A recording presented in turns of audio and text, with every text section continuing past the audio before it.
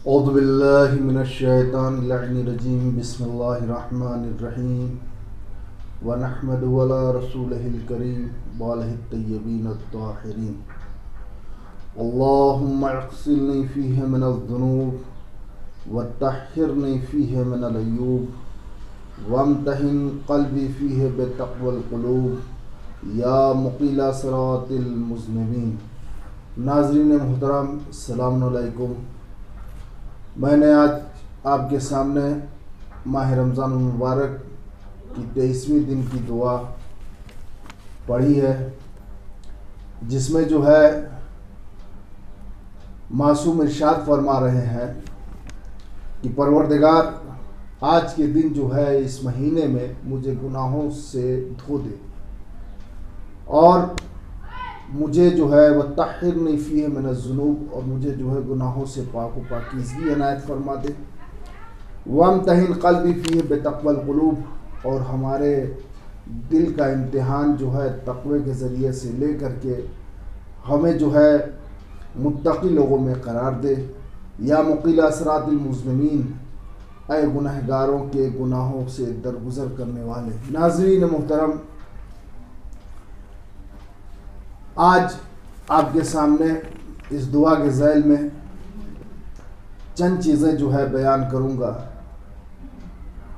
پہلی چیز، گناہوں سے پاک ہونا یہ اہم ضروری ہے، جو ماہ رمضان المبارک کا مقصد ہے کہ انسان ماہ رمضان المبارک میں گناہوں سے پاک و پاکیزگی اختیار کر لیتا ہے، اور بالکل ایسا ہی ہو جاتا ہے ماہ رمضان المبارک کے گزرنے کے بعد جیسے نومولود بچہ جو ابھی اس دنیا میں تشریف لے آیا ہے، اسی طریقے سے بالکل گناہوں سے پاک ہو جاتا ہے انسان، بشرطے کہ جو ہے روزے کے شرائط کو سمجھتے ہوئے اور روزے کے فوائد پہ عمل کرتے ہوئے انسان ماہ رمضان المبارک کو تقوی کے ساتھ گزارے، استغفار اور توبہ کے ساتھ گزارے، اور ماہ رمضان المبارک میں اپنی مغفرت طلب کرے۔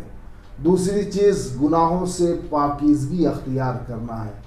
اور دیکھیے، نجاست دو طریقے کی ہوتی ہے، ایک ظاہری نجاست اور ایک باطنی نجاست۔ ظاہری نجاست جب ہمارے بدن پہ اور کپڑے پہ لگ جاتی ہے تو اسے ہم پانی سے پاک کرتے ہیں، پانی سے دھوتے ہیں، مگر باطنی نجاست جو ہوتی ہے وہ کون سی ہے؟ وہ ہے ہمارے گناہ، وہ ہے کہ جو ہم دل میں کسی سے بغض و حسد لیے رکھے ہوئے ہیں، وہ جو ہمارے نفس کی گندگی ہے، یہ دور ہوتی ہے توبہ اور استغفار سے، یہ دور ہوتی ہے نفس کی پاکیزگی کی وجہ سے۔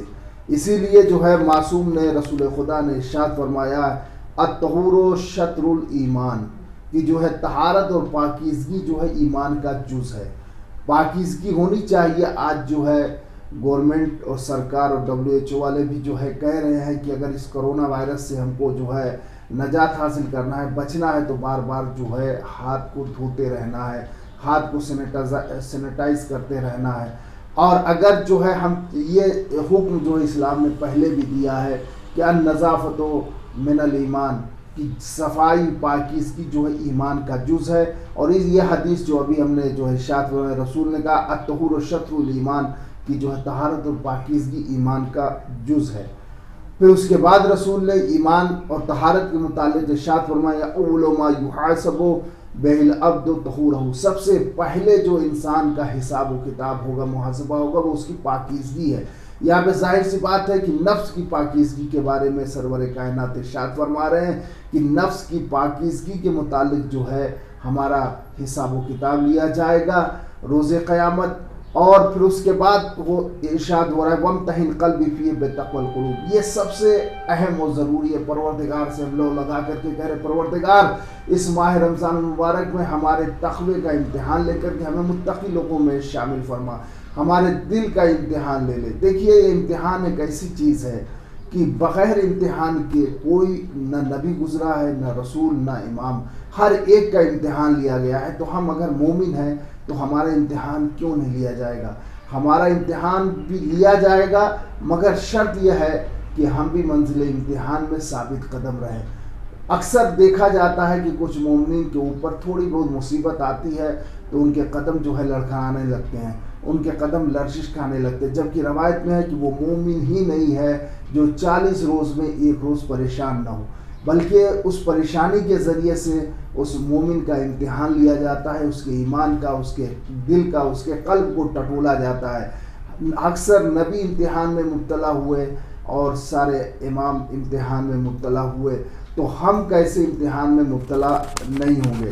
ہم سب کو جو ہے امتحان دینا پڑے گا۔ اسی کے سلسلے میں جو ہے مولا کائنات حضرت علی بن ابی طالب علیہ السلام ارشاد فرماتے ہیں کہ خوشحالی اور ثروت مندی اور تونگری پر اتراؤ نہیں۔ اگر ہمارے پاس مال و دولت ہے، پیسہ روپیہ ہے، تو ہمیں اترانا نہیں چاہیے، کسی کو نیچا نہیں دکھانا چاہیے، ہمیں جو ہے سرکش نہیں بن جانا چاہیے، مغرور نہیں بن جانا چاہیے، تکبر نہیں کرنا چاہیے۔ اور پھر مولا ارشاد فرما رہے ہیں کہ اگر فقر و فاقہ ہے، غریبی ہے، تنگ دستی ہے، فقیری ہے، تو اس سے گھبرانا نہیں چاہیے، ڈٹ کر کے مقابلہ کرنا چاہیے، اپنے نفس کو پست نہیں کرنا چاہیے، گھبرا کر کے جو ہے ہم غیروں کے سامنے ہاتھ نہ پھیلا دیں، اپنی غریبی سے، پریشانی حال سے پریشان ہو کر کے جو ہے ہم جو ہے ایسا نہ ہو کہ جو ہے ہمارا ایمان کی دولت جو ہمارے دل میں ہے وہ کم ہو جائے۔ کیونکہ جو ہے مولا ارشاد فرما رہے ہیں، کیونکہ سونے کو آگ کے ذریعے سے جو ہے پرکھا جاتا ہے، جب جو ہے سونے کو آگ میں ڈالا جاتا ہے تب سونے کی اصلیت پتہ چلتی ہے کہ سونا اصلی ہے یا نقلی ہے۔ اسی طریقے سے جو ہے مومن کو آزمائش کے ذریعے سے جو ہے پرکھا جاتا ہے کہ جو ہے اس مومن کا ایمان کتنا گرا ہے، یہ مومن کے اندر جو ہے جذب ایمان کتنا ہے، ہمارے دل کو آزمائش کے ذریعے سے جو ہے پرکھا جاتا ہے۔ اسی لیے امام حسین علیہ السلام نے آزمائش کے موقع پہ جو کہ عنوان سے میدان کربلا کی طرف جب جا رہے تھے تو راستے میں جو ہے مولا نے کہا کہ لوگ دنیا کے بندے ہیں اور دین کو بطور ذائقہ استعمال کرتے ہیں، ہم سب جو ہے دنیا میں گرفتار ہیں، اور خدا نہ کرے جو ہے کوئی اس مرض میں گرفتار ہو جائے کہ جو مولا امام حسین ارشاد فرمانے کہ لوگ جو ہے دنیا کے بندے ہیں، دین کو بس ذائقے کے طور پہ استعمال کرتے ہیں، وہ اس کو اس وقت اپنائے رہتے ہیں جب تک کہ جو ہے معیشت اور دنیا داری اور کاروبار ان کا چلتا رہے۔ ایسا ہم کو نہیں ہونا چاہیے کہ ہم دین کو اپنی دنیا کے لیے استعمال کریں۔ مولا کہہ رہے ہیں کہ جو وہ لوگ اس دین کو اس وقت تک اپنائے رہتے ہیں جب تک کہ کاروبار چلتا رہے۔ اکثر لوگ ایسا ہی کرتے ہیں، اپنے فائدے کے لیے دین کو داؤں پہ لگا دیتے ہیں، دین کو اپنے بیچ دیتے ہیں، دنیا کے لیے آخرت کو بیچ دیتے ہیں، اور اس کے بعد اپنے آپ کو مسلمان کہتے ہیں، مومن کہتے ہیں۔ کہا کہ جو ہے جب تک کہ ان کا کاروبار چلتا رہتا ہے تب تک وہ دین کو اپنائے رہتے ہیں، اور جب جو ہے کاروبار ختم ہو جاتا ہے تو دین کو بھی چھوڑ دیتے ہیں۔ پھر اس کے بعد ارشاد فرماتے ہیں جب مشکلات کے وقت ان کی آزمائش کی جاتی ہے تو وہ بہت کم لوگ دیندار رہ جاتے ہیں۔ ایسا ہی ہوا تھا کہ جو ہے مشکلات کے وقت جو ہے اگر انسان ثابت قدم رہے تو وہ دیندار ہے، ورنہ جو ہے ہم دین کو صرف اپنے فائدے کے لیے استعمال کریں، یا اکثر لوگ جو ہے یہی چاہتے ہیں کہ ان کے منشے کے مطابق جو ہے شریعت چلے، یہ ناممکن ہے۔ شریعت ہمارے دربار سے نہیں چلنا ہے، ہم کو شریعت کے دربار سے چلنا ہے، ہم شریعت کے پابند ہیں۔ تو دین کو بہت سارے لوگ جو ہے ذائقے کے طور پہ استعمال کرتے ہیں۔ کسی نے کیا خوب کہا ہے کہ دنیا کی جگہ جیب ہے اور دین کی جگہ جو ہے دل ہے، قلب ہے، مگر جو ہے مشکل کب پیدا ہو جاتی ہے کہ جس کی جگہ جیب ہے وہ دل میں آ جائے اور جس کی جگہ دل ہے وہ جیب میں آ جائے۔ جب دین جو ہے دل سے نکل کر کے جیب میں چلا جائے اور جب دنیا جو ہے جیب سے نکل کر کے دل میں آ جائے تب انسان کی آخرت خراب ہو جایا کرتی ہے۔ تو یہ آزمائش کا وقت ہوتا ہے، ہم کو جو ہے امتحان سے گزرنا پڑے گا۔ اور پھر آخری بات ناظرین محترم آپ کے سامنے عرض کرتوں کہ رسول خدا نے اسی امتحان کے متعلق ارشاد فرمایا ہے کہ مومن 5 سختیوں میں مبتلا ہوتا ہے۔ جو بھی مومن ہے، متقی ہے، وہ 5 سختیوں میں ضرور مبتلا ہوگا۔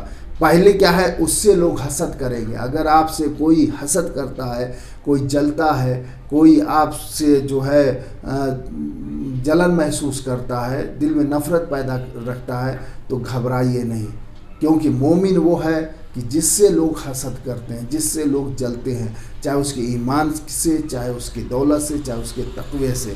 پھر اس کے بعد منافق اس سے بغض رکھتا ہے۔ اگر ہم کسی کے لیے دل میں بغض رکھیں تو اپنے ایمان کو ٹٹولنا چاہیے کہ ہم مومن ہے کہ منافق ہے، کیونکہ المومن اخو المومن، مومن مومن کا بھائی ہوتا ہے۔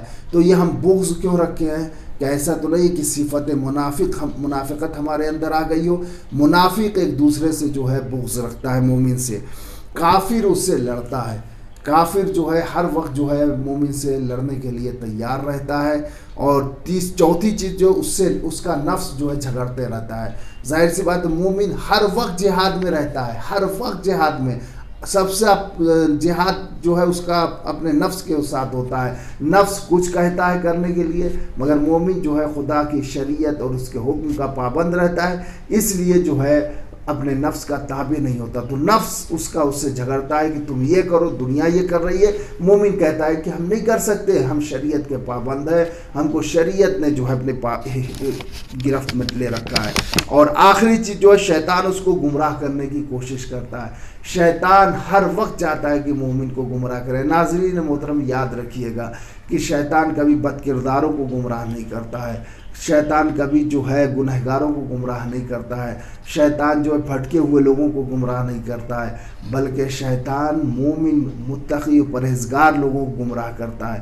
اس لیے سب سے زیادہ خطرہ شیطان کا مومن اور متقی و پرہیزگار لوگوں کا ہے، کیونکہ انہی کو جو ہے گمراہ کرنے کے لیے شیطان نے جو ہے خدا سے وعدہ لیا ہے۔